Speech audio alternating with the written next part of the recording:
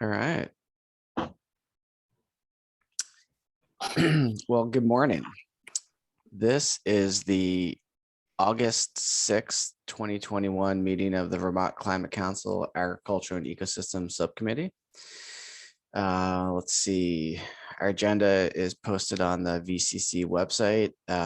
Quick overview. We'll do some administrative tasks up front, and then going to spend much of our meeting looking at vision and goal setting conversation for the work of our subcommittee.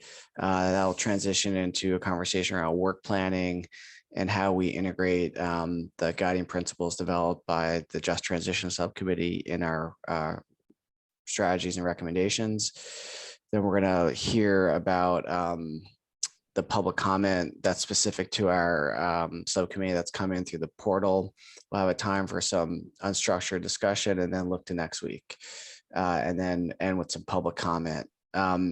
Based on some feedback we got from the public last week and from some subcommittee members over the course of this week, I think Abby and I are open to adding a second opportunity for public comment, probably before our unstructured chat period, so probably around 11:30. So we'll try to fit that in, time permitting.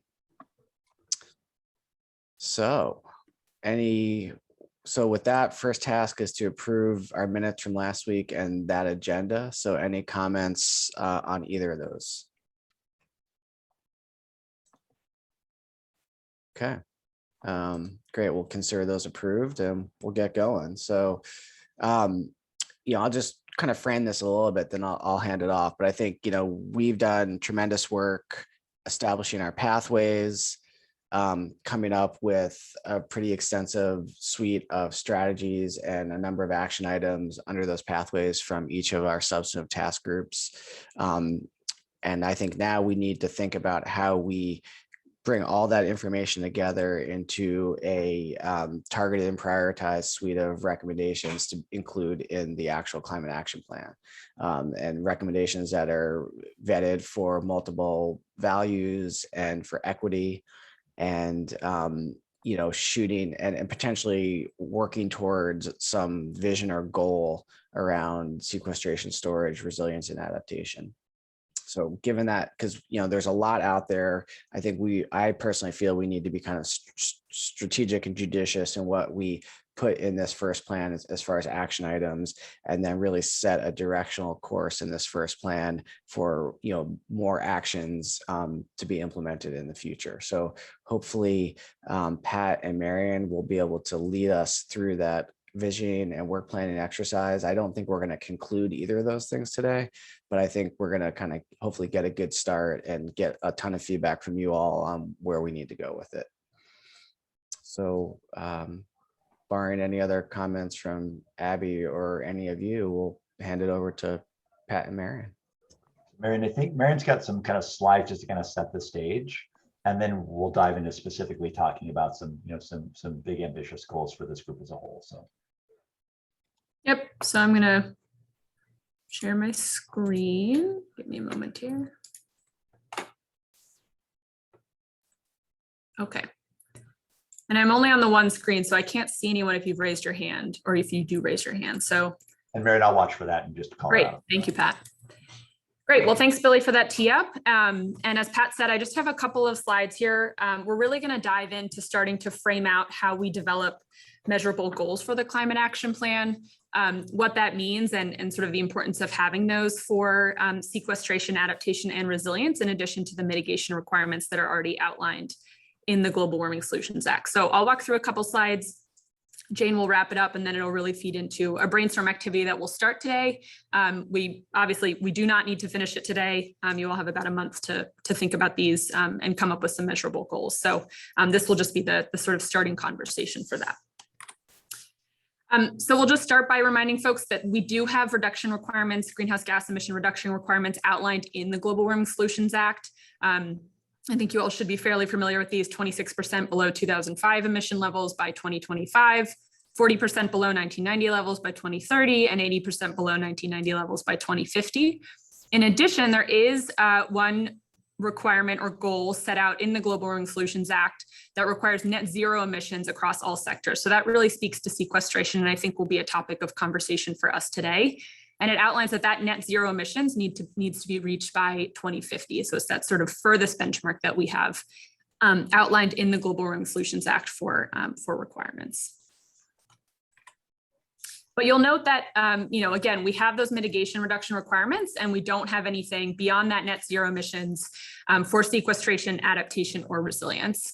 So the thought in including goals into the climate action plan for sequestration, adaptation, and resilience is threefold. One, so that it really helps informs and strengthens the role of our adaptation, resilience, and sequestrations, pathways, strategies, and actions in the Global Warming Solutions Act, sort of in addition to those that are already identified for mitigation. So again, understanding that there are mitigation requirements in the Global Warming Solutions Act, but that adaptation, resilience, or sequestration are equally as important into how Vermont addresses climate change. Developing goals to address those specific areas will help sort of elevate those actions that you all are working on developing for the climate action plan. Number two, goals will help us, will give us benchmarks by which to measure those actions that we're implementing. So this will be something obviously we'll talk about later on. And once the climate action plan is developed, we'll move into an implementation phase of that plan, but goals will provide us those benchmarks in which to actually measure our work towards the actions and sort of what we're trying to reach for those goals. And again, that will be really helpful to one, elevate the importance of those strategies and actions in the Global Warming Solutions Act, and provide us benchmarks so that when we get 4 years down the road to revising the plan and doing it again, we have benchmarks and measurements to look at in terms of the goals that we've set. And then last, goals will help us sort of set the scale and speak to the kind of actions that are needed to achieve them. So as you all work through this process and think about, what are we really trying to work towards? What is that final goal? Perhaps that wish list of things that we want to achieve. That will help us inform any actions that may be missing from those you've already developed thus far. And I know that Ag and Eco has a really extensive list of actions you've already developed. And so you all have done some great work there. But I think pulling that together to look at goals across sequestration, adaptation, and resilience will help to sort of set the framework and the scale for any actions that may be needed. And then the last thing I'll note, it's not really called out on this slide, but speaking back to number one about strengthening the role of adaptation, resilience, and sequestration in the Global Warming Solutions Act, there's certainly an opportunity and something to think about is as you all develop these goals, and they will be highlighted in the beginning of the Global Warming Solutions Act, of the Climate Action Plan, right with the mitigation requirements, is that eventually these goals could go to the legislature and could be adopted into a future iteration of the Global Warming Solutions Act. So they could really become a component of the act that equal the importance of those mitigation targets. The one thing I will note is, again, with the mitigation reduction requirements, it's tied to the timeframes of 2025, 2030, and 2050. I think ideally, if we can tie goals to those timeframes as well, that will help really frame up the plan and frame up the actions and sort of help focus the work of the Climate Action Plan and the Climate Council. That said, if that's too difficult or is not something we feel comfortable tying to, we don't have to tie it to those timeframes. So that's why I put "if possible" in there.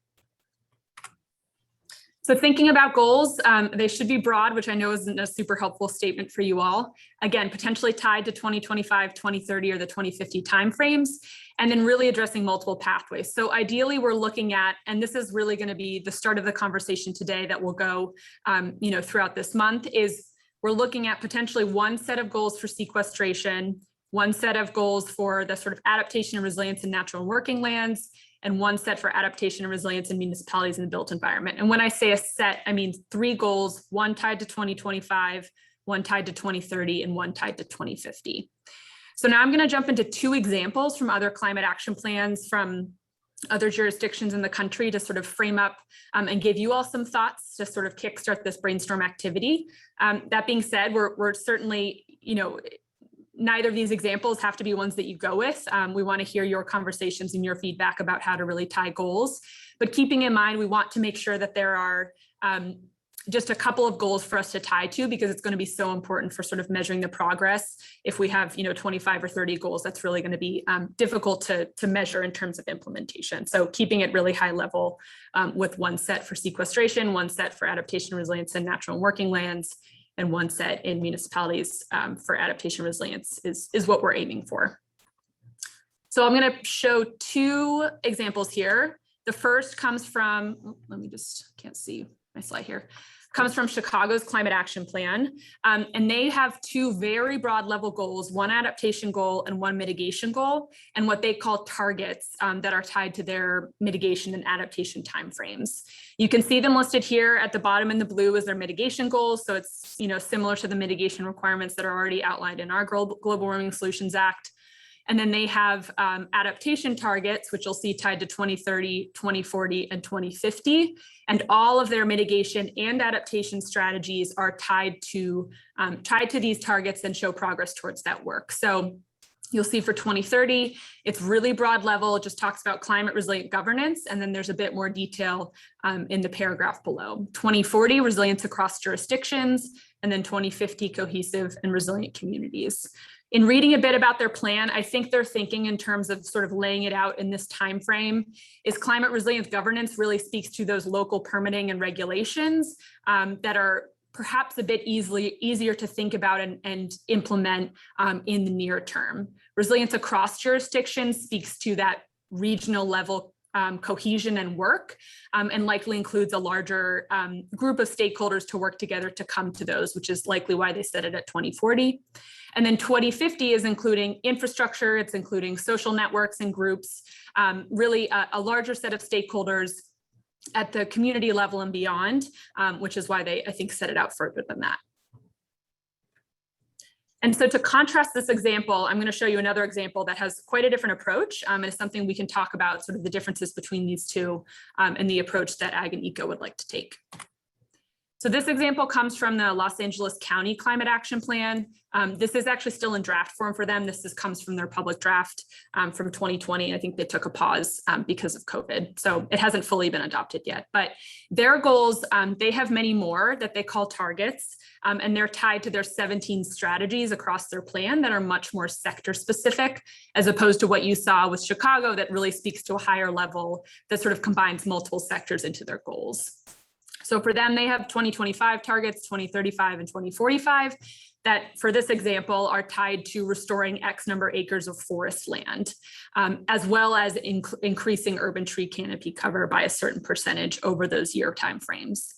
They've also tied all of their targets to mitigation potential. In this case, it's really speaking to sequestration. Again, so this is really, it's more tied to their mitigation goals, but they do have those targets outlined for forest land, tree canopy cover, for their strategy of conserving forests.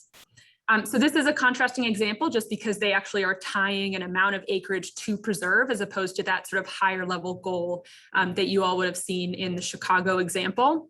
But this is something we could think about if this is an option that Ag and Eco would like to pursue. So I'll turn it over to Jane for the next slide, unless we want to stop for questions. I am seeing stuff popping up in the chat, but I haven't looked at it yet. So Pat, do you want to stop for questions or should we move on? Why don't let's just, Jane, were you going to cover more on this or were you weren't going to cover the work planning stuff yet, right? Actually, it was going to sum up and illustrate how it fits into the CAP and then bleed into work planning. So why don't we pause here and then I'll wrap it up and see if there's any questions for Marion.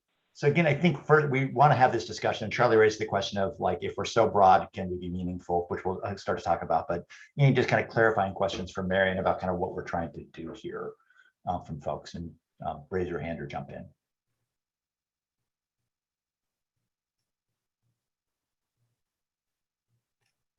Charlie, you did have a point in chat. Do you want to just maybe say a bit more?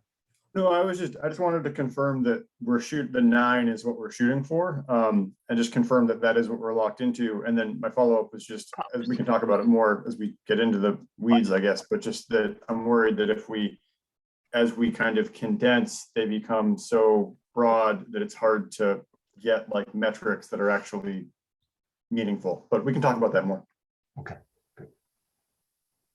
Yeah, thanks, Charlie. And that's a good point. And I think something we want to discuss with you all. I think certainly at the broad level, there would be a lot of metrics to track that. And this is actually something I haven't talked about in this presentation, but thank you for the reminder, is we do want to differentiate between sort of the metrics that would be needed to track these targets or goals, and then sort of that broad level. And, you know, Jane, we can speak to this a bit more, but there is an opportunity with Cadmus as the consultant to work with them. It likely would be sort of after December, after November, but to help develop really measurable metrics for these types of goals.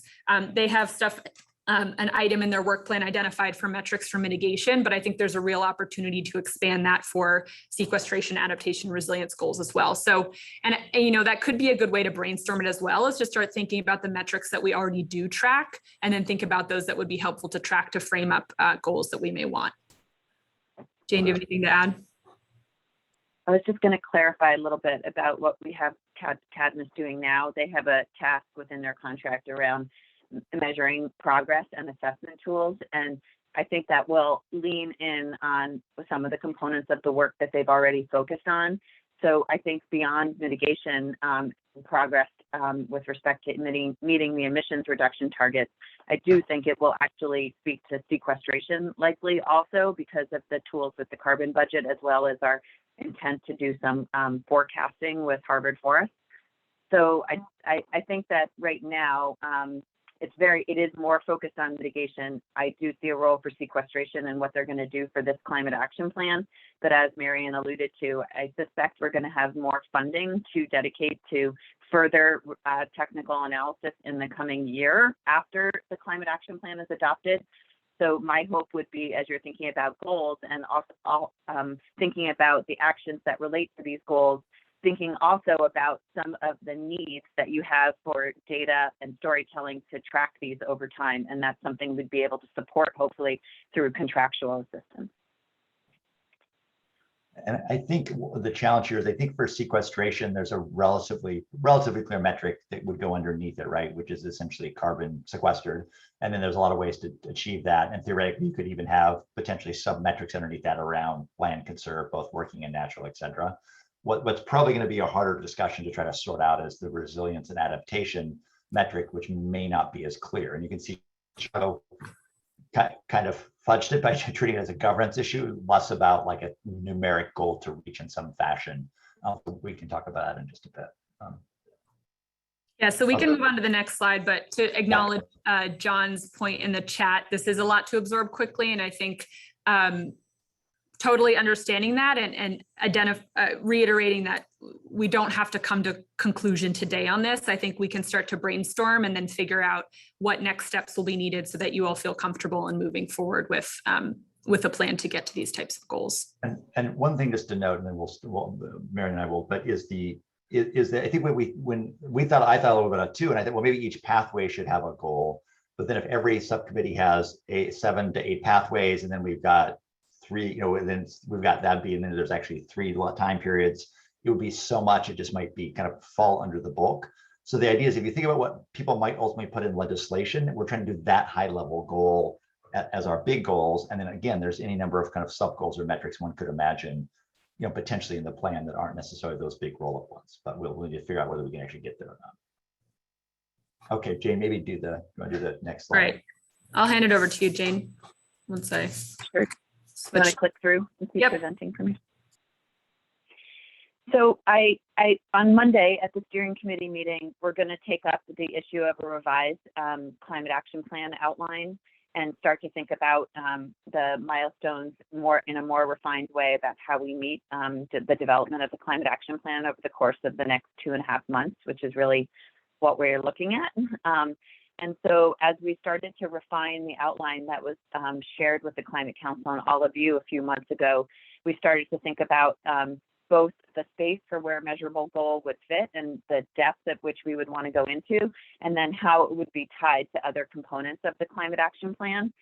So that once you get past the executive summary and all the welcoming components of the climate action plan, there's 3 main components in the body of what the plan will be.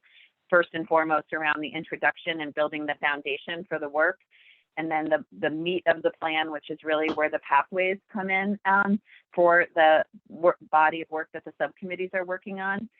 And then the implementation section. And a lot of this has been sort of refined and reworked based on our current understanding and the definitions and structure that we've adopted at the subcommittee level around pathways, strategies, and actions. You may or may not remember, but and previous iterations of the CAP outline, we had at the strategy level, the idea of prioritization of strategies to be implemented that are ready for implementation, and then strategies requiring additional development. In our current thinking about how the plan will come together, you'll list all of your pathways in that meat of the section, address all of your strategies, and then have further refinement at the action level. And our hope in, speaking to goals and bringing some clarity around the body of work that is the sequestration and adaptation and resiliency work of the subcommittees up in the front section, it would be able to speak to not only the GWSA requirements, which speak clearly to sequestration, resiliency, adaptation, but don't give it something tangible to reach. We're hoping that, again, setting it up clear and upfront, that we would have this concise component that speaks to the full body of work down in the bottom that you could then tie back to with respect to how you prioritize your actions underneath each strategy. And recognizing down that might draw out and speak to further development of strategies and actions that allow you to measure and assess the progress that you're making with respect to the goals that you set. Knowing that for now, you might not be able to do that, especially with respect to how we track resiliency and adaptation work. So if you'll go to the next slide, Marion. All of this, the work is sort of moving quite fast now, I'll say. And so we're trying to think about how and where the key moments are and how you'll plan for this with respect to work planning. But right now, you have the month of August, yes, but the Climate Council meets on August 23rd. And for that Climate Council meeting, we expect that the Rural Resilience and Ag and Ecosystem Subcommittee would present on your measurable goals in a way that the Council could formally adopt them as these key metrics for the Climate Action Plan. The other important milestones coming up related to this subcommittee is that we are moving forward with the scope of work right now to bring on facilitation capacity to help guide the subcommittees around application of the guiding principles and the scoring rubric. Our expectation, although it's slow moving, is that person or persons would be on board in September to assist with that tool development at the subcommittee level to allow you to assess that a subset of your actions that sort of trains you to be able to use that scoring rubric across all of those actions. And in the Climate Action Plan, you may or may not notice, but there is a section for the actions under immediate implementation that has you speaking to a consolidated assessment for the foundational criteria across all of those actions. And so that includes how you've applied the scoring rubric to assess all of the actions. September 28th, you'll note that on Monday, my expectation is that the steering committee, they'll adopt a new meeting schedule for the Climate Council. And that meeting will be on Tuesday afternoons from 1:30 to 4:30. Based on my intentional outreach to all the Climate Council members who said that date couldn't work, we actually, in amazement, got 100% consensus that 1:30 to 4:30 for the Climate Council meetings on Tuesdays will be the new schedule starting in the middle of September, if adopted on Monday. And so that means the next meeting at the end of September will be, rather than the 27th, would be on the 28th. And that expectation is that Ag and Ecosystem will present a full package of your actions ready for immediate implementation.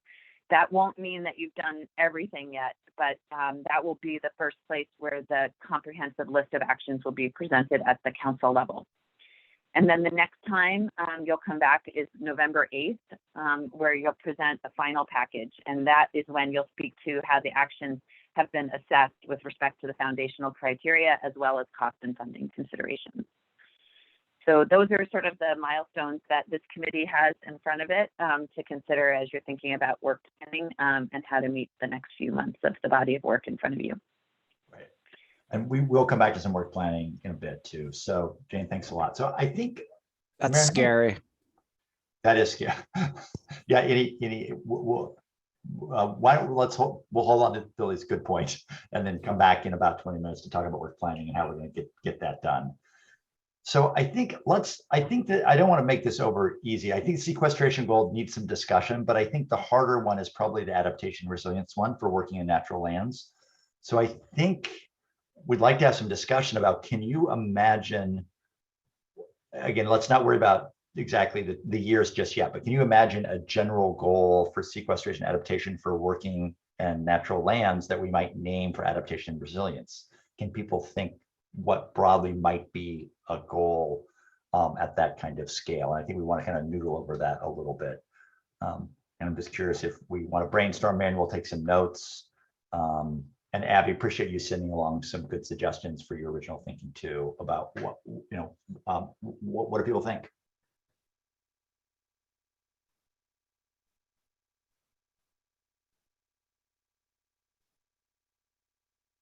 Stunned silence.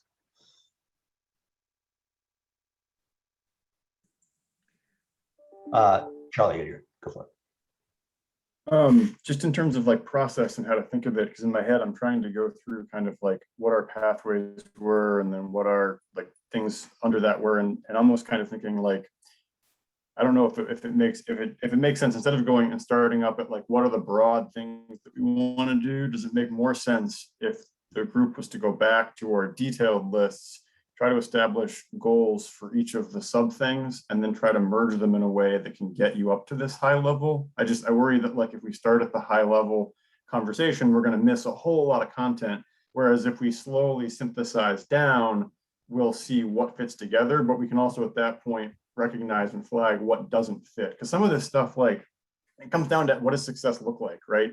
And for some of this stuff, how you talk about that and how you measure it is going to be completely different as far as metrics or outcomes go. I mean, so it's a lot to think about, but I worry that if we start in with like, let's talk about high level stuff and big ideas, we're going to leave a lot of stuff on the table that we don't want to. And I mean, one thing we could do is pull up the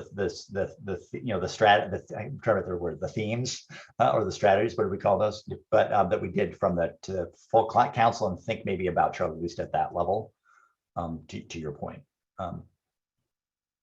Before we do that though, other thoughts about this, and otherwise I'm just going to take Charlie's lead to kind of maybe go that direction. Alyssa. Yeah, I think Charlie's idea is a great way to start, is to like really look at the content of the work that we've already done to draw this information out. And I just wanted to, I was looking at the equity principles this week, just as kind of preparation for this meeting. And I know that centering around those ideas is really important to our work. And I wonder how much we want to pull from those ideas into our measurable goals for resilience, or if that's something we plan to add later. Just want to keep it on people's minds as we get into this conversation. Jane and Marion, what was the thinking about kind of broad equity goals? Is it something that has its own standalone? Is it something that you try to build within? What's the thinking there? Yeah, so we have not talked about how to address it as a goal with respect to just transitions. We've been thinking about it in a new light with respect to building out recommendations from just transitions to think about the continued and necessary work in the space through the implementation of the climate action plan.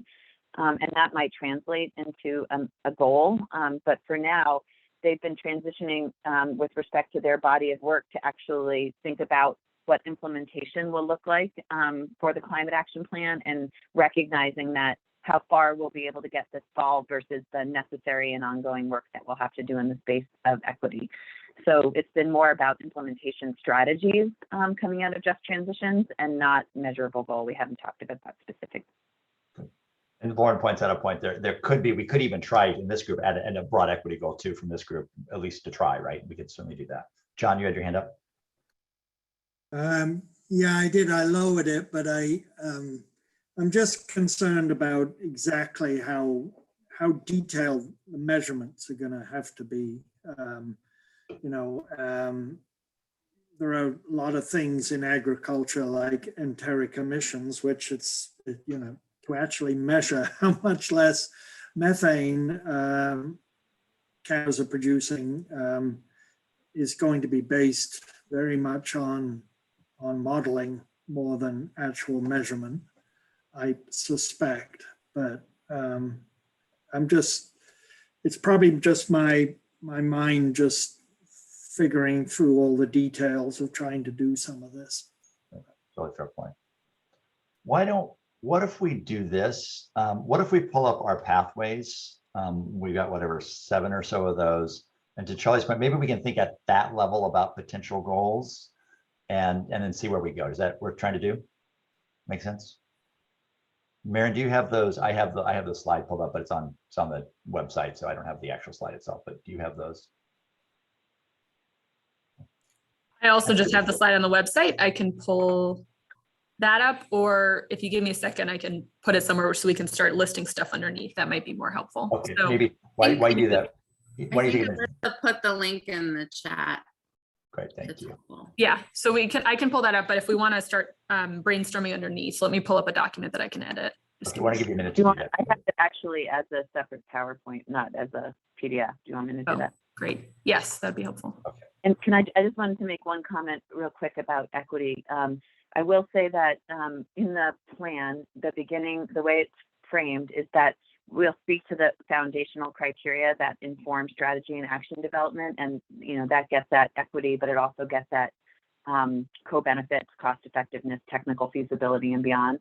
And then we have a whole section before we get into the body of the plan that speaks to, it's actually called, let's see, building equity into the CAP. And so it talks about the 3-pronged approach that we've taken as a council, and then has a whole section on the guiding principles and an assumption there that it will also speak to the application of the tools through facilitation.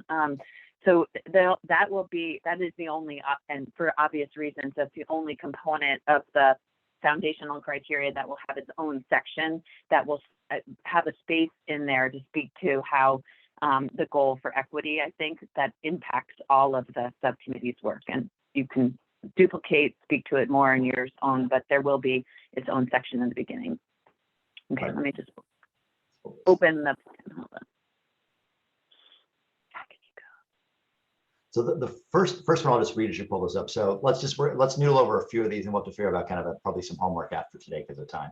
So the first one is maintain, if I have the right words, I have to have the final version, maintain and expand carbon sequestration and storage in Vermont's natural and working lands, soils, and waters. So what could you imagine would be an overall goal for carbon sequestration, which I think might be one of the easier ones, but let's just give a little bit of talk about it. What do people think as examples? And Marion and I'll begin to try to take some notes. Well, obvious one is, to me, is raising soil organic matter, for example.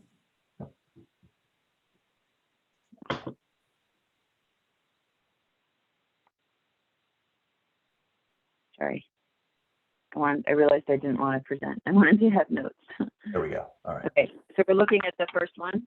Right. So John's suggesting one thing is about organic matter or soil health or sort of storage of carbon in soils is a piece of this. Other thoughts about sequestration?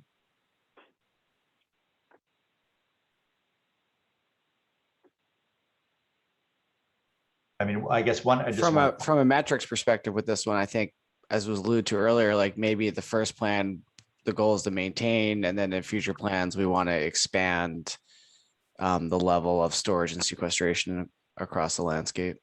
So maybe like for the short term, maybe no net losses. I don't know if that's the right word or not, Billy, but to exactly maintain it, not lose anything, because the trajectory isn't back downward. So you want to at least bring it back up and then maybe change the slope after that. Charlie?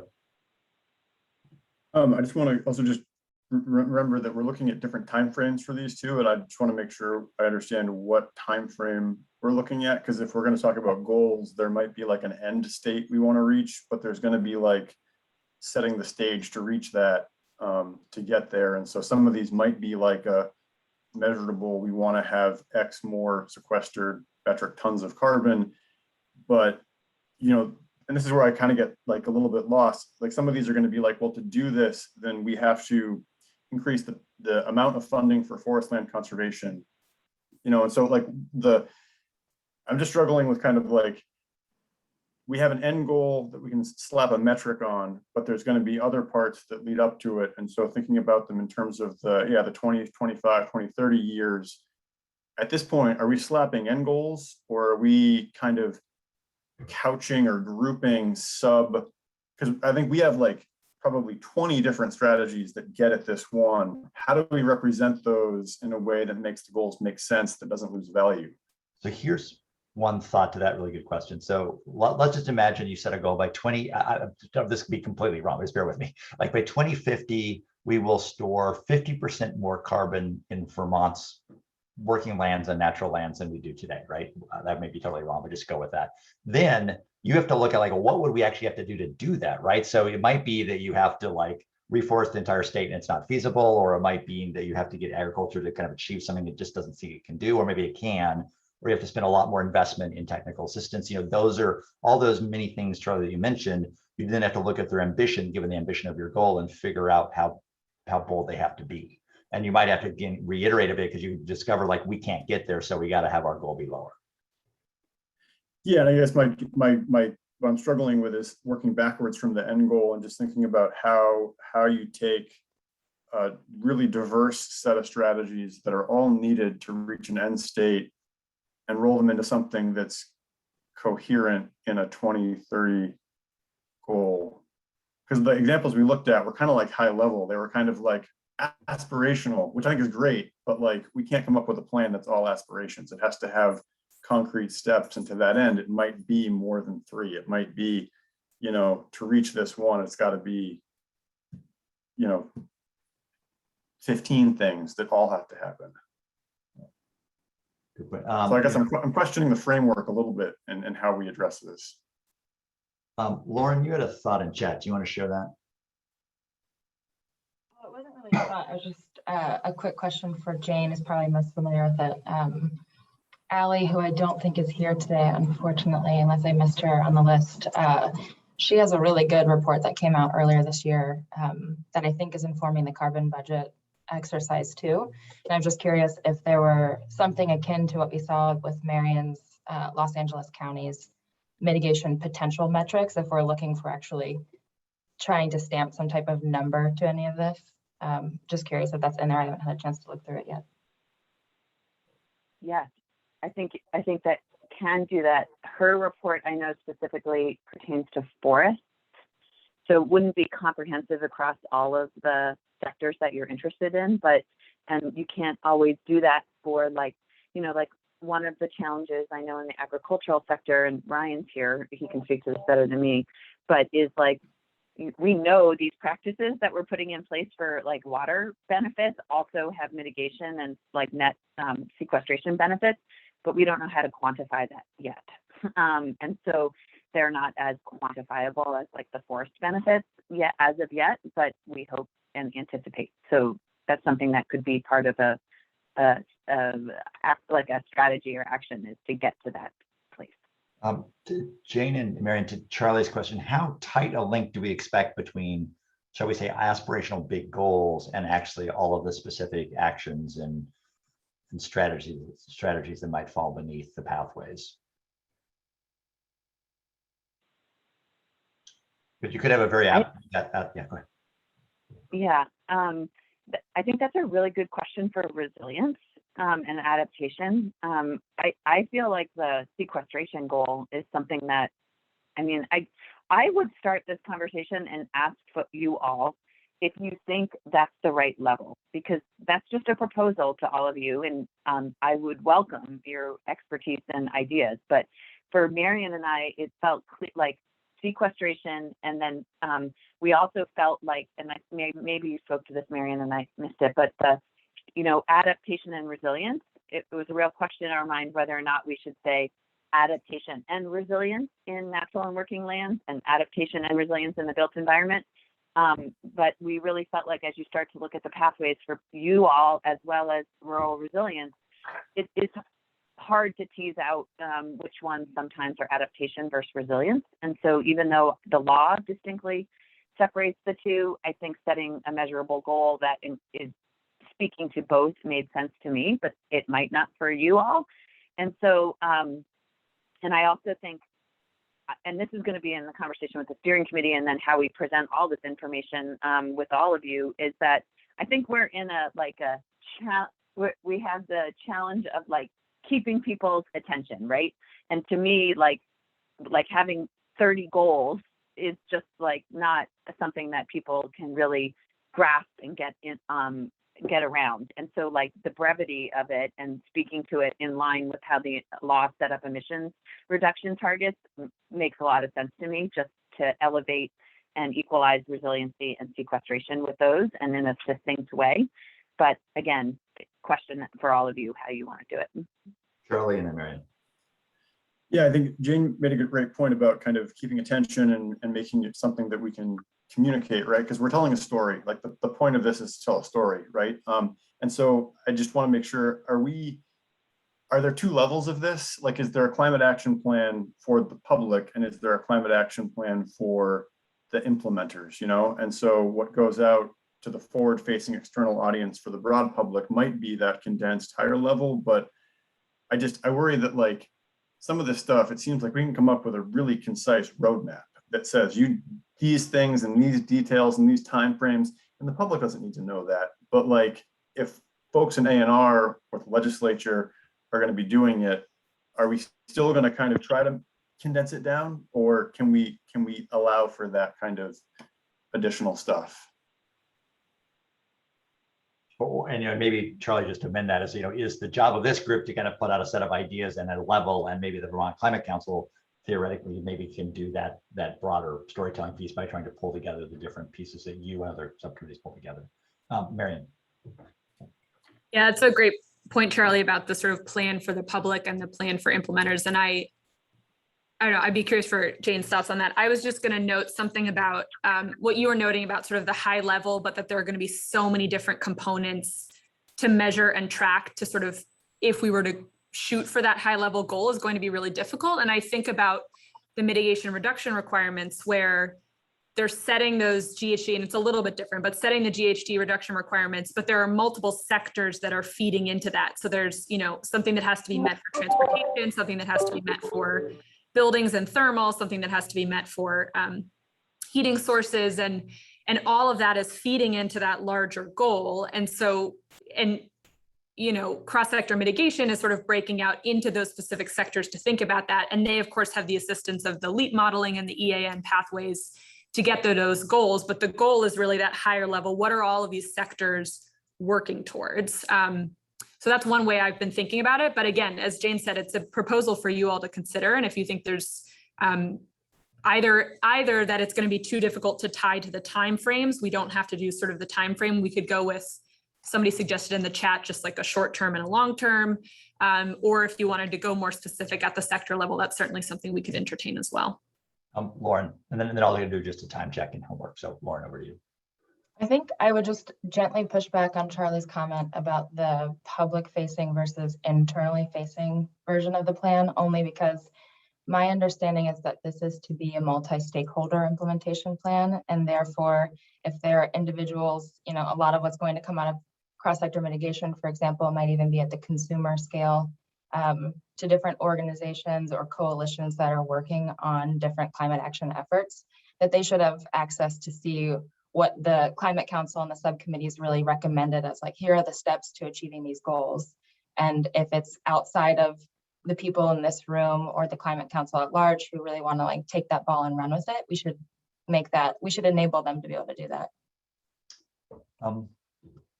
Okay, so here's a question about, Marion, go ahead and respond to that if you want. I want to talk about maybe homework. So no, you're good. Okay. So Billy and Abby, here's what I'm thinking, kind of building on Charlie's comment. Maybe what we need to do between now and next week is we've got our 7 pathways here.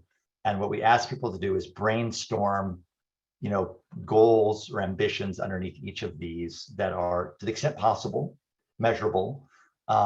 We can try the 2025, 2030, 2050, which may or may not work, but we can just give you a bit of a framework or a survey form or something to do it. And if people could brainstorm as best you can, maybe you're not gonna have ideas for all of them, that's okay. Brainstorm sort of goals for each of those pathways by those years as best we can. We'd assemble that, try to noodle on it as co-chairs a little bit, and then come back to you next Friday with, you know, a little more refined discussion building on your guys' ideas. And we'll take Charlie's idea to kind of start a little lower down than trying to imagine one big, you know, kind of goal. So how does that sound as homework, or is there a better way to do it? That sounds fine to me. So just to confirm, you're suggesting subcommittee members identify goals / outcomes for each of the pathways for each of the 3 years and share those in advance of next week's meeting, and we'll compile them and use that as the basis for our discussion on this topic next week. Exactly. Does that sound okay? And maybe what we'll do, just to be clear, is maybe we can we can work co-chairs with you and with Jane and Mary to kind of figure out a little bit of a, I don't know, a matrix or something to make this easy. So we'll try to get out something to you maybe Monday morning that you can then fill out maybe by close of business Wednesday, just so we have Thursday to try to put it together. That work? Sounds Yeah. good. The only, I'm sorry, I'm trying to process. The thing I continue to be really concerned about is that if we keep doing I understand, I know we're functioning in a time warp of sorts because of trying to integrate guiding principles and equity metrics and things like that within this without yet maybe being able to do so. And yet I'm concerned that continuing along this path, coming up, I mean, who's to say that we come up with all of these things and then we run them through equity screening and realize that a lot of the primary mitigation metrics, for example, we're trying to hit within the agricultural sector are massively inequitable. I don't know if Iris has any thoughts on that, but our status quo, in my opinion, currently is fairly inequitable already. And so I'm concerned when we tend to try to go super broad, then we try to achieve super broad targets in ways that are the easiest to do and the most cost effective, and that automatically puts equity at the bottom. And so I just don't want us to do a whole bunch of work. If we act, you know, it's not up to me. If we're actually interested in a just transition, then at some point we have to address how we go about achieving a just transition. Or we need to, you know, accept that we've got some massive conflict potentially going on here, and that's going to be really difficult to achieve under the framework that we're currently perpetuating. So Abby, two thoughts. One is when we get to work planning in a second, and we'll look at that timing of what you just said and see how far out of whack people may feel it is, to your point. And then I wonder, as people try to set the goals, you know, the ambitions for these pathways, whether we'll ask you to explicitly think about how you might include or how they might address equity in some way, just as part of what we have to always keep kind of fore of mind. But we need to come back to the work planning and the time, which I think he raises is in alignment or not. John, I want to go to you. Just in addition, I mean, I think farmers are going to react to very specific suggestions or mandates. They are pretty good at that. They've shown that in their response to water quality rules, that you know, rather than in generalized, oh, we need to raise organic matter in soil, we actually have some specific plans of, oh, well, follow these practices, whether it's grazing or whatever, and you will do that. So, you know, there's going to have to be, well, not have to be, but I would recommend some real specificity about how farmers are supposed to do what we are all hoping they will do. And maybe to John's point, if people can't see themselves in a big goal, they may not quite sure what to do, right? So that's the issue of Exactly. And Abby, there are some questions about, I think your question about equity. So I wonder, I think Alyssa said you say a little, Alyssa asked for Jane to say a bit more. Jane, you said, can you speak how measurable goals impacting equity? Jane, ask your question. I'm not sure if I followed it. I actually hear and echo what Abby's saying about the just transitions component, especially as it relates to actions. But I was curious to hear folks' thoughts on how setting a measurable goal is impactful in like that component of the work, the equity component, because that's what we were talking about. So I was just wanting Abby to illuminate, just speak a little bit more about how she sees the measurable goal impacting that. It's experience, I guess, at this point, my life experience, I would say that we tend to set a measurable goal and then we try to accomplish it in the ways that are quickest, cheapest, and easiest, none of which prioritizes equity whatsoever. I mean, that's how we are where we are, in my personal opinion. And I just think, from public comments to all of the work that Just Transitions has done, I'm just feeling like we're continuing. I don't know. Maybe the measurable goal doesn't necessarily impact that, but it needs to be abundantly clear in whatever we set out that the goals set forward in the GWSA, if we are going to adhere to statute of facilitating a just transition, that be met. And I think this brings us into work planning because it's about sequencing of things. And I think Abby's point that I heard you say is if we wait to the end to do it, we're probably going to get it wrong. I wonder, Jane, could you go back to that one slide that laid out those dates? Because I think we've got a homework now for kind of broad goals. We'll get that out to you Monday morning. Billy said close by Wednesday, you close the business, and then we'll sort of assemble and bring back next week. But that gets to work planning, which I think is our next topic, right? Marion had that slideshow open on her. Marion, do you mind pulling up that one slide? Yep. Give me just a second. And I've also, okay, good.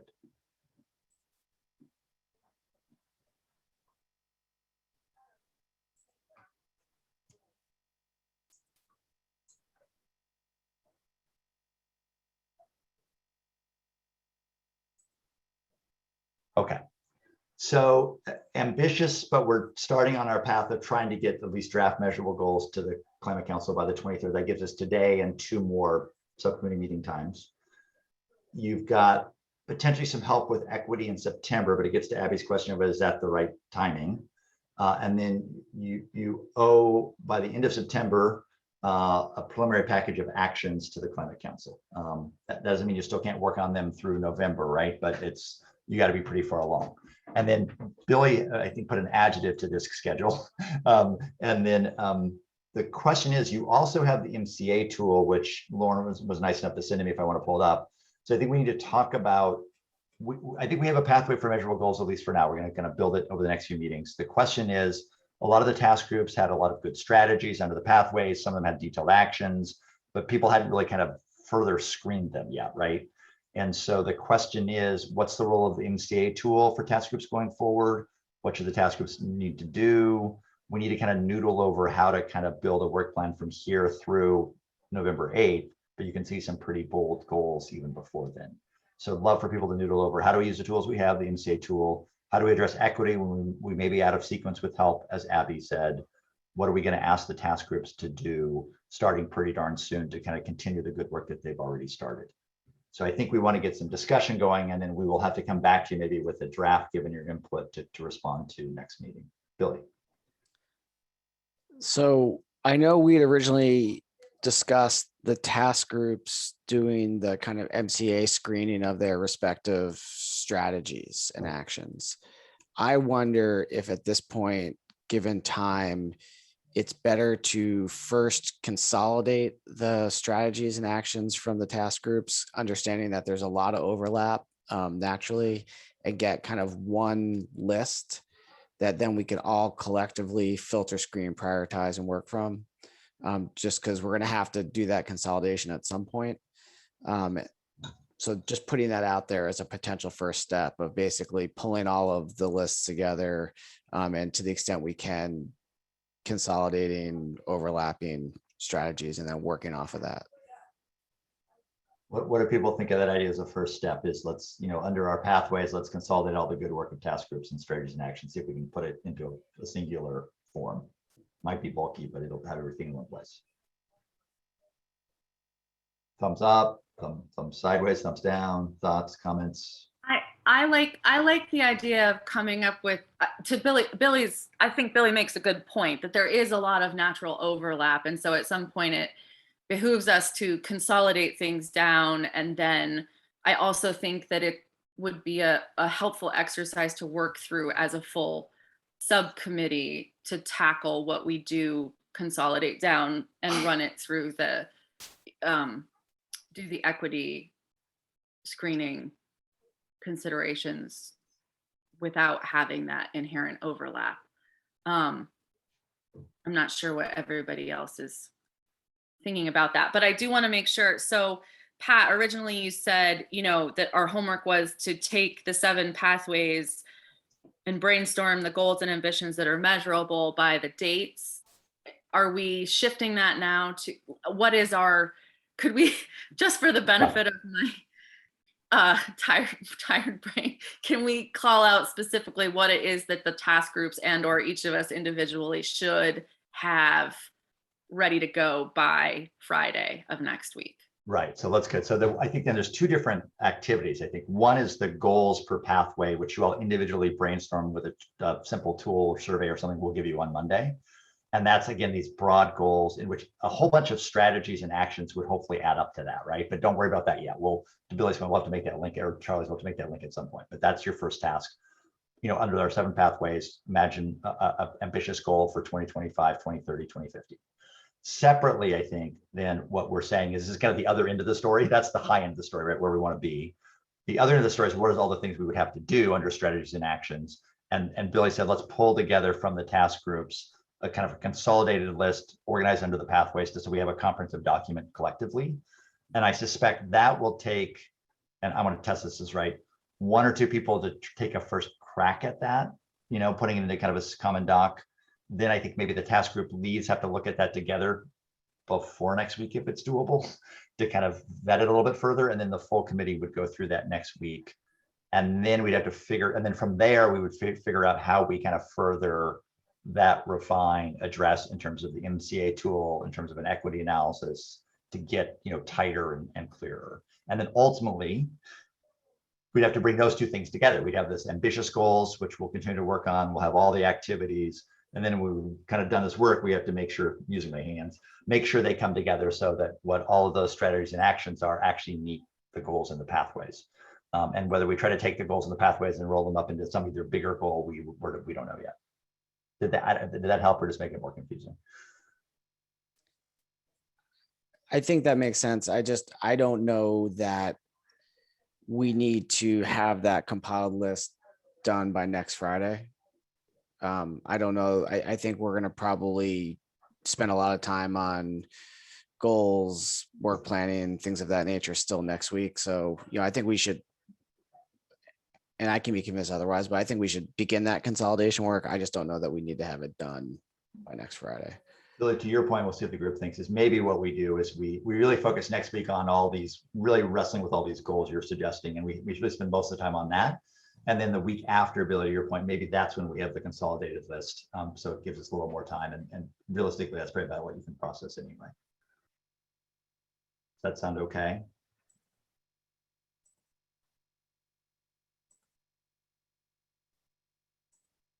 Not hearing anybody say no, so I'll take that as good enough to go. And then maybe what we can do, co-chairs, is think a little bit about when we, beyond that consolidated list, how we think about the MSA tool and the equity analysis. So we can have next week a little bit of a work plan that's a little bit more refined in the in-between dates that Jane gave us from the Climate Council.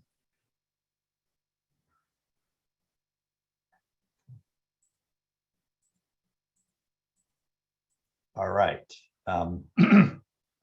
I think that gives us a kind of a short-term direction for the next week or two, and we'll again bring you back some more refined product next week. But I think that kind of covers it, unless there's something else to be said for work planning right now. Billy, Abby, anything else on work planning you guys want to make sure we cover? I do think, we probably want to map out some interim deadlines and deliverables, probably at the 2 weeks from now meeting.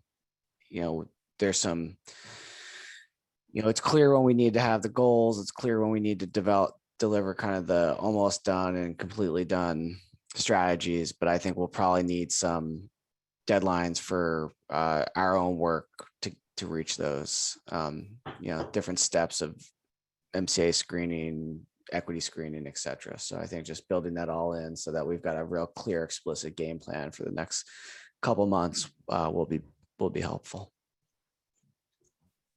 And I guess one question is to noodle on a little bit today, we don't have to finalize it, is given that we're going to try to create this consolidated document where we're pulling strategies and actions across task groups into our pathways, do task groups continue to make sense as our sub-organizing unit, or are we likely to have to kind of reorganize people as we go forward? And that's a question because I don't know.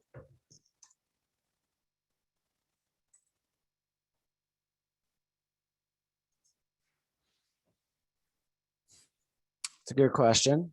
I'm mindful of everyone's capacity, and we may need to use people's time as a larger group versus as individual task groups, but certainly welcome others' thoughts on that. Maybe we can be fluid going forward there, just with the acknowledgement that the organizational structure may have to shift as we get closer to a final document.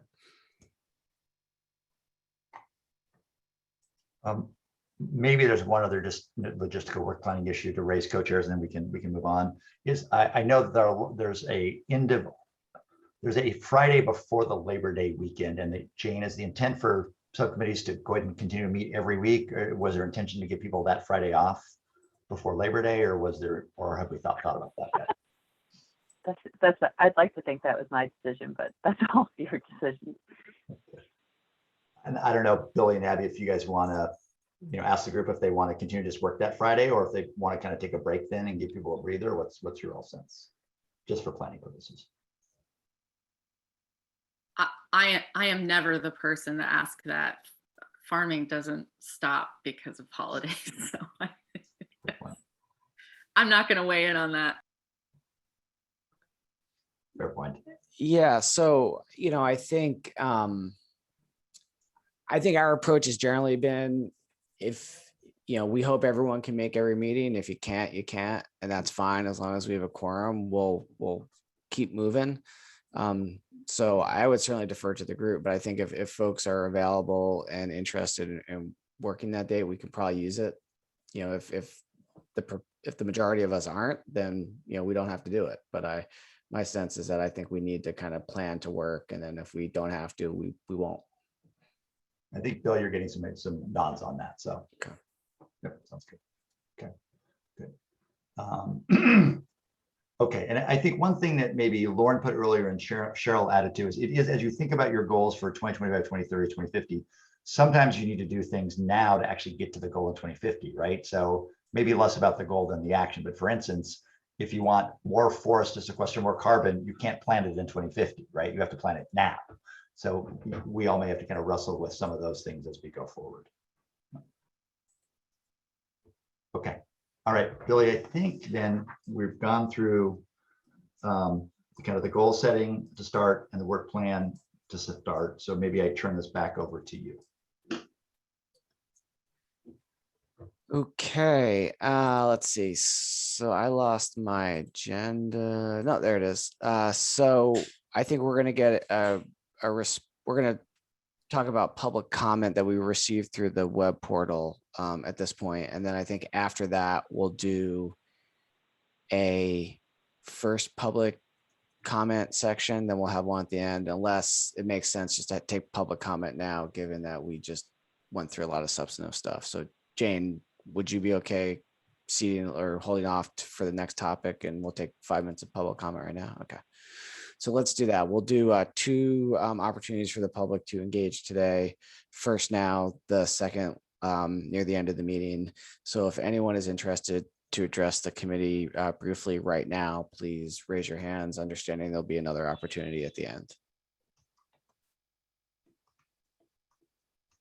Okay, not seeing any, so certainly there'll be a chance later. Oh, wait, Cheryl, I think you just raised your hand, sorry.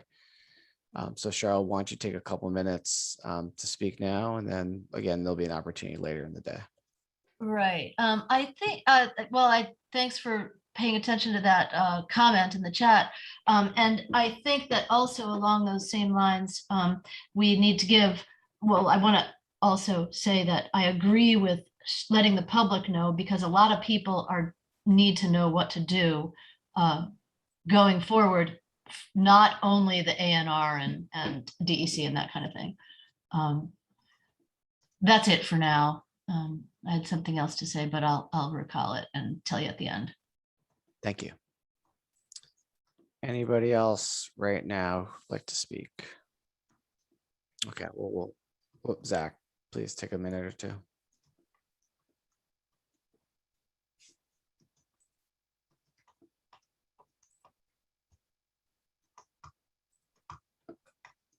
We're not hearing you, Zach.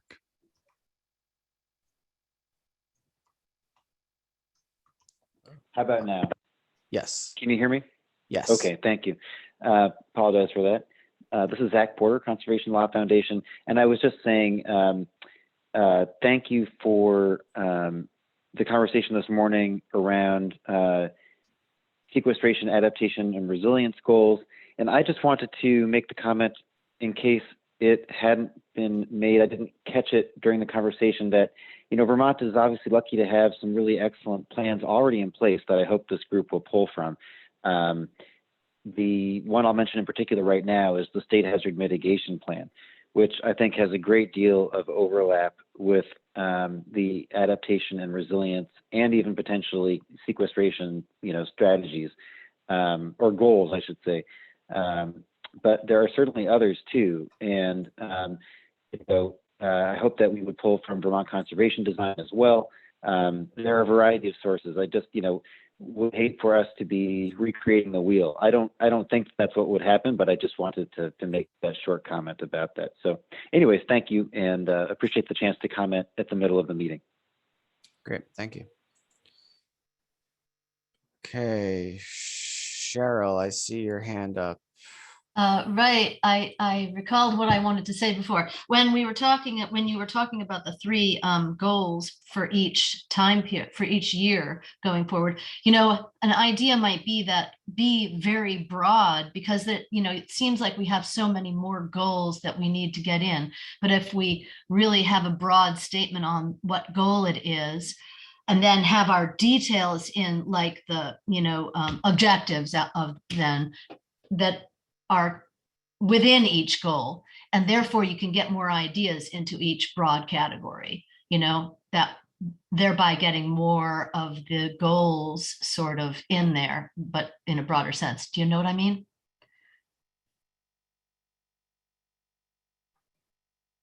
I think so, yes. Thank you. Anything else, Cheryl, or anything from others? Okay, great. There will be another opportunity at the end of the meeting for folks.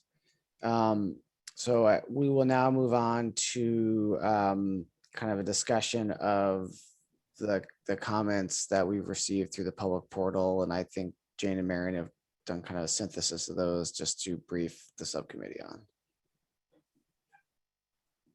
So today's really going to be a little bit about process going forward for public comment. Marion and I have been tag teaming, reviewing the incoming public comment on the public portal.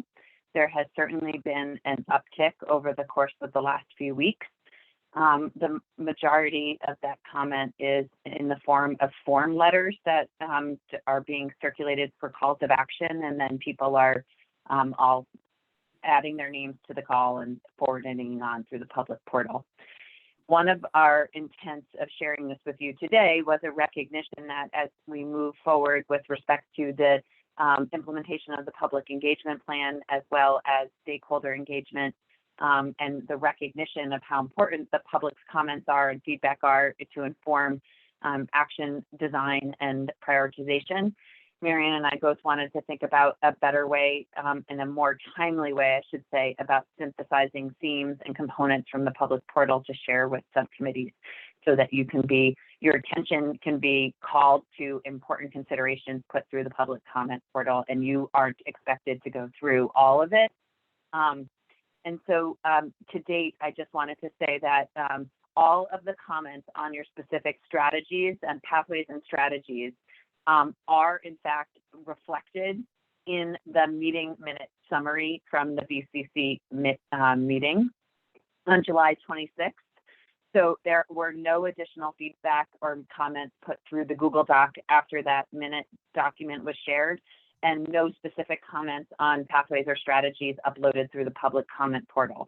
So you can sort of view as the most current reflection of specific comments on your pathways and strategies as the comments that are reflected in the meeting minutes from the July 26th Climate Council meeting. Going forward, Climate Access and RISE had initially taken a run through of creating a Google Doc that attempted to create themes for at both the council level and subcommittee level of public comments coming in through the public portal. And Marion's going to assume taking that on in the coming weeks, so that at your weekly meetings, she can provide an update or call your attention to any significant comments that have come in that you should look at and address with respect to the body of work that you're working on. So I just wanted to let you know that we're really thinking about how we incorporate in a more timely fashion and bring to your attention the public comment portal and the comments that we receive there in an effort to help design and inform your work. And so we're caught up for now. Those meeting minutes have everything in it. And I think at next week's meeting and ongoing, there can be short updates that will call your attention to those public comments. And Marion, if I missed anything or misrepresented anything, feel free to jump in. No, I think that's great. And I think our hope is that we can share the Google Doc ahead of time to point you all to any specific comments that are relevant from those themes.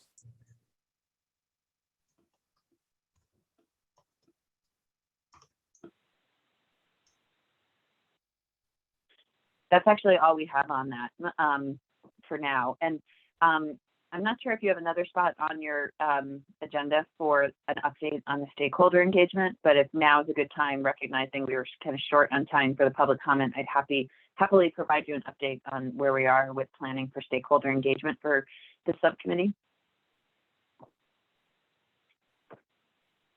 You're on mute, Billy. Thanks. I said we're well ahead of schedule, so feel free to do that if Abby is cool with that suggestion. Thumbs up from Abby. Cool. Okay.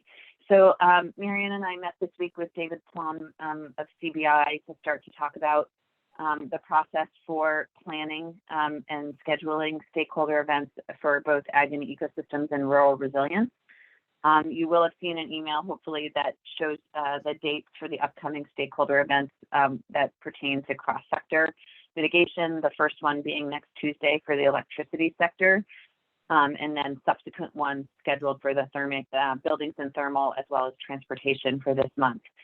As you all know, those are being led by the Public Service Department.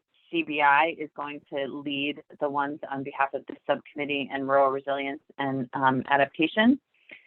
You all identified the 3 themes that we discussed last week. One of those themes looks like likely overlap with rural resilience, and so we'll want to sort of suss out how we do one coordinated engagement event around land use, particularly. And then rural resilience is going to finalize their events today. They had a lot of discussion back and forth and have an additional 2 or 3 themes, but we're going to really try to hold them to 2 and focus it on 5 total events is what we'd like to see, just based on capacity and timing, to try to have these planned for and implemented and synthesized by the end of September. And so what we're proposing with David is that I'm going to, as a starting point, recognizing that This impacts all of the task leads work and will likely need more coordination with other folks. But as a first step, I'm going to set up a meeting between the appropriate CBI staff as well as the co-chairs for ag and ecosystems and rural resilience, just to finalize a process to lay out those events. And my hope will be to find a time next week to do that. So stay tuned, but I imagine after next week, we should have a clearer process.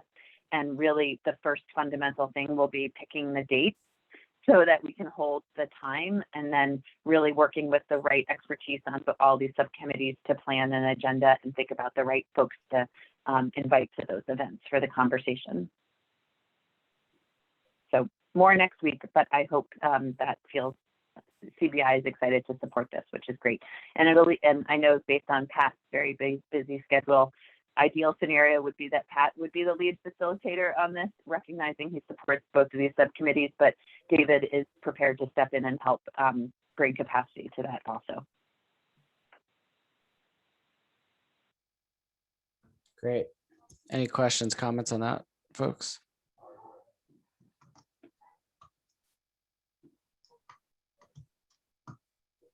Okay.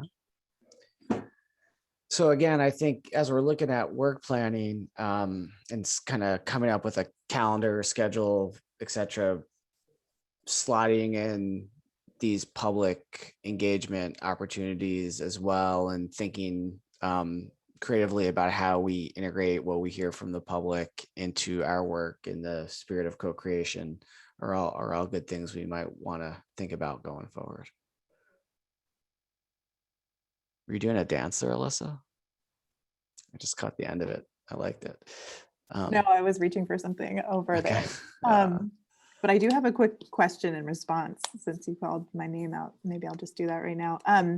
I did read through the outreach and engagement plan and submitted comments per the deadline on Wednesday. And I just wanted to say, I thought it looked really good. And then I had some thoughts afterwards, which is about kind of the timeline for all of these events and gathering feedback.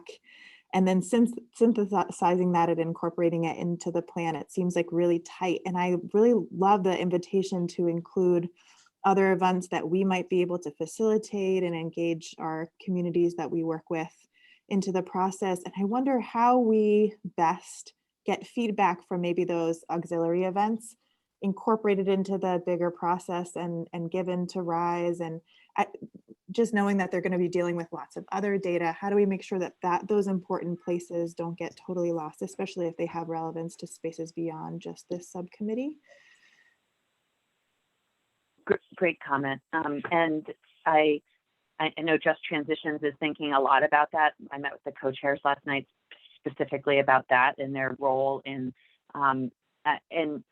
one, energizing their networks, recognizing that these are people who have traditionally not been engaged, and how to utilize the capacity on Just Transitions to continue to do that through their own events, but also through like the basic outreach and education that needs to start now to get those kinds of folks to show up to the statewide and regional events that we intend to do.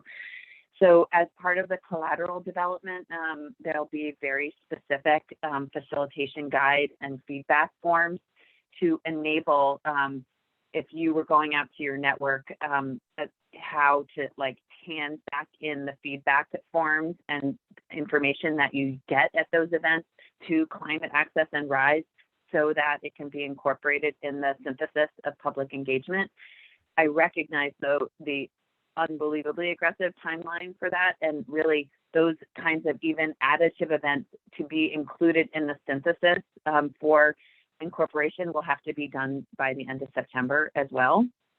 And so that doesn't mean that we stop doing engagement after that. Like, I think there are so many great events that have been identified that occur in October and November, and we should and will continue doing those. It's just a matter for the synthesis of that, the feedback that we get through those events. It'll be reported out to the Climate Council in mid-October in order for it to be relative to the initial draft of the Climate Action Plan. Again, still recognizing it'll be ongoing and we'll be doing more. It's not a discrete moment in time. It's just the recognition of the necessary timeline that we're on for the plan. That's great. So just a few follow-up specifics. When might those engagement materials or forms or, specific ways to get feedback to Rise and Climate Access's process be available? If we're able to plan events in September, it sounds like as long as we get comments from stakeholders in through those specific channels, that it will be incorporated into synthesis if we do it before the end of September. Yes. So I'm looking at kind of when does the window start then? So if the end of the window is September, when are those materials that they'll have for us be available? Yeah, they're operating on the timeline of finishing them by the end of August. Great. Thanks, Jane. Thank you both. Anything else on that topic? Yeah, I know I'm participating in that session on Tuesday as an invitee, and I think it'll be great to start getting some feedback in the various focus areas of our work from public and stakeholders. So thank you all involved in setting this up. Okay. So really all we have left on our agenda today is an opportunity for the subcommittee to raise any sort of general topics of interest and discuss them as a group, and to kind of knock down our assignments and agenda for next week, and then some more public comment. I think we largely have our agenda and assignments for next week. We'll touch on them briefly at the end, but is there anything in addition to kind of the unstructured conversation that we should add to our agenda, given we've got some more time right now? Okay. Given that, do any subcommittee members have topics, questions, issues they'd like to bring to the group for some group discussion right now?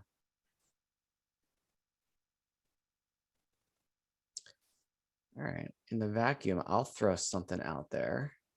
And this kind of relates to our previous conversation around the goals and work planning and kind of the ambitious schedule before us. And I think our shared interest in having a plan with actions that are successfully implemented. And the acknowledgement that there's a tremendous amount of work that will need to be done now in the future to achieve our goals across the three legs of the stool: sequestration, resilience, adaptation, that we talked about. That I'm increasingly thinking that we'll want to be pretty strategic and targeted with the action items that we recommend in this first plan, and use the plan to set the stage for future action items, in subsequent plans, and for policy work and things of that nature that will be necessary to support those actions. But in my mind, I think where I would like to land is a suite of action items that is smaller than larger and really targeted at critical things that need to happen now and changes that need to set us directionally on the course for future action. And that's going to be hard given the broad focus of our task groups, of our subcommittee, of the various goals that we're going to be developing. So that's kind of where my head is. And we don't have to spend a lot of time discussing this, but I just want to kind of put that out there for you all. And if people have, strong reactions or just reactions generally one way or the other, would certainly welcome them now and in the future. So, this is a time we want to get into this conversation a little bit. Great. If not, I can just leave that there and we can move on. So any thoughts on that? Yeah, any reactions to Billy's kind of pretty, this first plan, pretty targeted, pretty strategic, and some hard choice making to kind of get there. What are people's thoughts?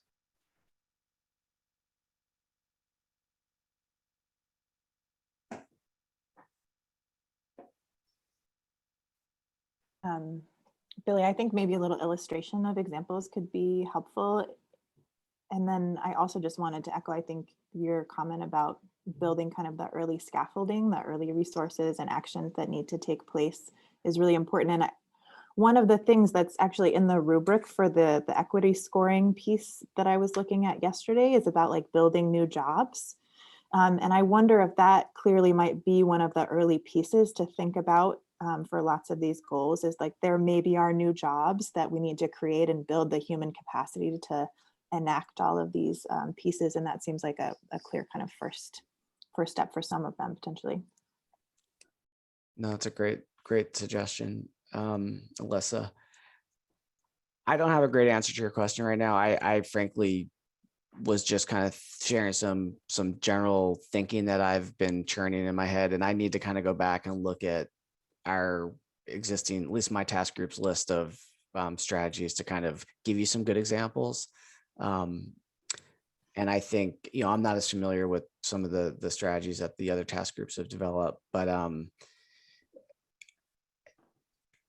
I think it's really about specific implementable things that are priorities that both accomplish a short-term goal and position us well for the future. That are the things that I think are most important to focus on right now. And a lot of this work is by necessity going to play out over many, many years, and understanding we're not going to lose any of these suggestions and action items, but some of them may naturally and appropriately kind of fall a little bit further out in the timeline, and just thinking about how we order those things in a way that makes the most sense is going to be most successful. So I don't have a great answer to your question. I should have probably thought through this more before even bringing it up, but I think that's one of the lenses I'm going to bring to kind of the work going forward as we kind of compile these lists and screen them for their respective equity and other values, is like what really needs to happen now, what is necessary to set the stage for success in the future, and what can be included in this plan, but as tasks for the future. And I think, and this is probably for the Vermont Climate Council as a whole, as well as the subcommittees, is, to be strategic, you have to make hard choices and have priorities. Otherwise, you end up with a laundry list. And a laundry list is very inclusive, but it's often then hard for decision makers to know what to do with it. And so they will then make their own choices about what to fund or what to advance or not to. So I think it is important to think about the balance between kind of strategy and focus and inclusion and comprehensiveness. Yeah. And that's something where we pull this all together with the themes, strategies, and actions. We'll see what that looks like, and then we'll begin to think about, okay, how do we make this coherent enough it's actionable, in the shorter term, as well as you said, build the foundation for longer. Right. That's another great way of looking at it. I would prefer that this effort deliver kind of a short list of immediate action items that decision makers cannot avoid and must adopt, versus a laundry list of items that makes it easy for them to cherry pick and may not actually achieve the kind of goals that we're shooting for. So that's another way to frame my thinking. And Jane, it sounds like you're kind of echoing a little bit what Billy said at the council level. Is that correct? Yeah, I think we're gonna really have that conversation on Monday. So I was just encouraging folks, if you're interested, to either join in at the steering committee meeting and listen in, or watch it after too, just to see how the synthesis of the conversation goes. Great. Any other thoughts or comments on that for now? And something we'll kind of keep in mind, and I think bring to a head as we look at the document in 2 weeks, it'll be consolidated. I guess my reaction is I understand and don't disagree with the fact that we need to give readily implementable goals and tasks, and create a roadmap, if you will, for what comes first and what comes second and things like that for policymakers, et cetera. I really hope that in the process of doing so,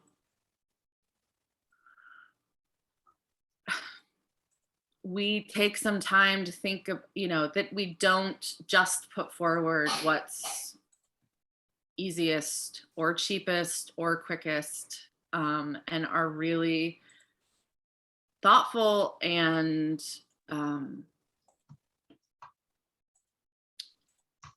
strategic in our thinking as to how we start the process now to achieve the goals that are imperative to meet for 2050.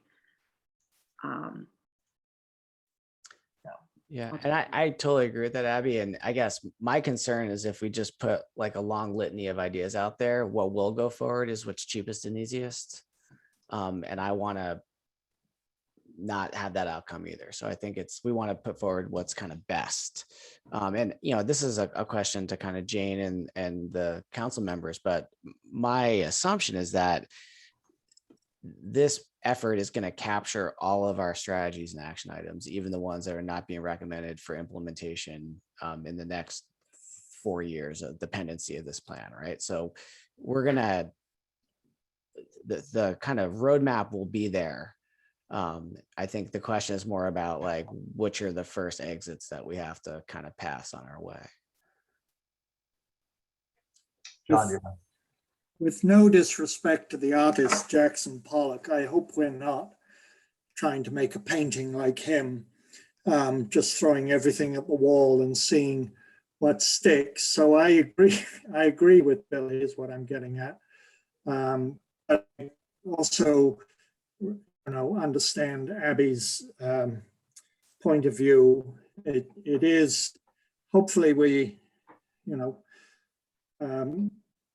laws and government in the past tend not to be as focused as they should be on some of these things. So hopefully we can focus on a few things that will really have an impact, but cover all the bases, equity and all the other bases if that's possible. All right. I think, again, the thing we'll kind of continue to wrestle with and we'll be able to dive into some of these details in the coming probably 2 weeks from now. Okay. All right. Any other thoughts on that or any other topics folks want to bring up for discussion at this time? All right. You all hit us hard early and wore us out today, I think. Okay.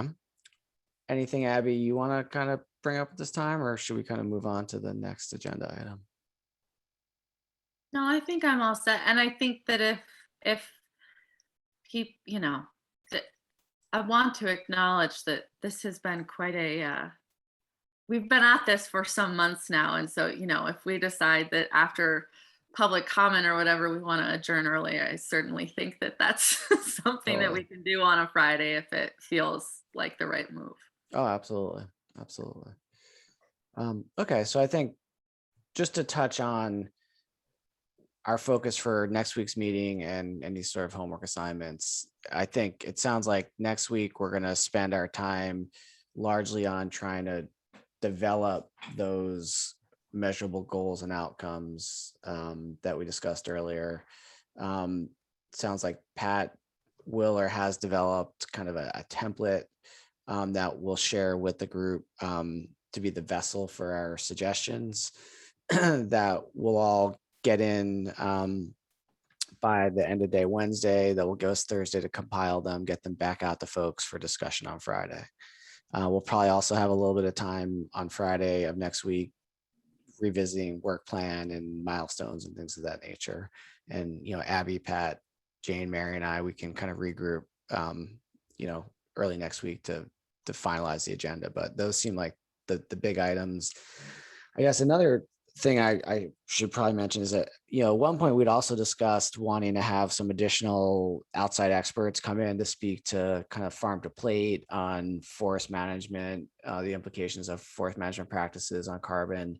I think if those are still things that we want to hear, we can certainly put some effort into getting those speakers lined up in coming weeks. So I don't know if that's something we want to talk about right now or just put a pin in to come back to next week. Okay. Anything else people want to cover at next Friday's agenda? Alyssa. I just wanted to let you know I will not be at next Friday's meeting, and I apologize. I'll be traveling, and I'll be sure to send an email to the co-chairs in advance with some input what to elevate from my perspective. But I think just while we've been talking today, I really think that funding some extension professionals there's so much training and education in our recommendations. I think that could be a really clear first step for many of the strategies we put forth, and I would love to see that be one of the things that we elevate next week, is at least one climate resilience and mitigation professional, maybe at UVM Extension or through the state, focused on forestry and natural lands, and one working on agriculture and those working landscapes. I think that would be really important and could clearly be integrated with that interagency climate office that we've talked about. Just wanted to offer that since I won't be here next week. Thank you. Full disclosure, I'm going to be on the road next week as well, but plan to participate, though I may not be in an office. So I'll figure that out when the time comes. Okay. Any other thoughts or comments on agenda? Looking good. Okay. So I guess we'll move to public comment with our remaining time, unless any other subcommittee members or support staff have anything else they want to share. All right. So anyone, members of the public who would like to share some thoughts or questions with the subcommittee, please make yourself known by raising your Zoom hand or otherwise. I see Jennifer's got her hand up. Let's see if anyone else pops up.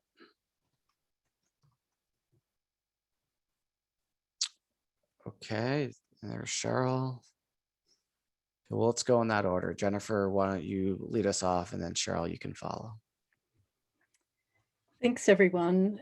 Today certainly highlights what a daunting task all of this is. I wanted to go back to a comment that Charlie made about perhaps starting with some specifics and then working up to that broader framework that you have. And I just wanted to use a forested ecosystem example for that, and also to return to Jane's comment about no net loss in terms of sequestration. And this is a very radical statement, and I myself wouldn't necessarily put myself behind it, but as a starting point for thinking about how to go about this, what if we said something like, all right, the use value program now has to have every single management plan using a lens of climate change to look at every single management plan. And somehow there have to be some criteria for what makes a proposal more climate solid than it is. And somehow there have to be regulations in terms of the Green Mountain National Forest. And obviously that's complicated with federally owned lands. And I think that starting with something like that would then uncover all the obstacles and all the reasons that my simplistic statement is not a good one. Another idea is, what can we do in the state? By the year 2050, how much forest will have been fragmented? And I'm focusing just now on the forested ecosystems. How much forest will be lost because of decisions private landowners make? And so what kinds of legislative mandates can we put in place? And is that the way to go? In any case, I just wanted to throw that out as an example of what it would be like to look at. And again, it's very general, it's very broad, it's unrealistic. But I wanted to put that out there as an example. Thank you, Jennifer. That's helpful. Cheryl. Oops. Yep, hi again. Along the same lines as what Jennifer said, and also something that I talked about earlier, and I'm not sure who exactly is working on these particular goals, or but I think that stopping and reversing rural sprawl as a main point might be really a good one, because it encompasses so many different things, such as helping, agriculture, natural and working lands, and energy reduction by focusing, development into the village centers that are already established villages. And also that we want to not forget, but I think this subcommittee doesn't forget this at all, but just restate it, that we don't want to throw the baby out with the bathwater, and we don't only want to focus on climate, we're focusing on all the other environmental degradation that's going on, and the ecosystems that are suffering because of the way we develop and what we're doing out there. So stopping rural sprawl might be a great kind of big category wherever it is used, and then to, because it encompasses so many different things. And I suggest Dr. Muma, and I think he's at Tufts, as a great forest ecology and climate, looking at the climate benefits of intact kind of old growth forest and that kind of thing. That's it. Great. Thank you, Cheryl, for those comments. Mr. Hancock, get your hand up. Yeah, I just wanted to put this out there because Dr. Muma, Bill's name's come up a number of times in discussion around here. And with all due respect to Dr. Muma, whose background is more in chemistry and policy than in forest ecology, if we're going to get into that realm, what I'd suggest doing is inviting the actual authors of the papers that Dr. Muma tends to pull from, such as Bill Keaton, folks that are right here in the state. Muma's work was primarily a literature review, which, with all due respect, was a classic example of cherry picking stuff. So if we're going to dig into that realm of work, I'd rather kind of go right to the sources and invite them if we want to. And I'm happy to provide a list. Thanks. Thanks, Charlie. That's helpful. Okay, great. Well, any other members of the public who haven't spoken interested in commenting now? Okay, well, thanks everyone. I think we're going to break a little early. We'll do some work early next week and get you out a template form and some reiteration of our homework assignment, hopefully Monday or Tuesday, probably Monday, so that everyone has a little bit of time to get it into us by the end of Wednesday. So thanks for your energy and efforts. Have a great weekend. And barring anyone else's comments, we'll wind it down. Abby, Billy, and Jane, can you guys stay on for like 2 minutes just so we can square away next week's schedules? Sure. Great. Thanks, everybody.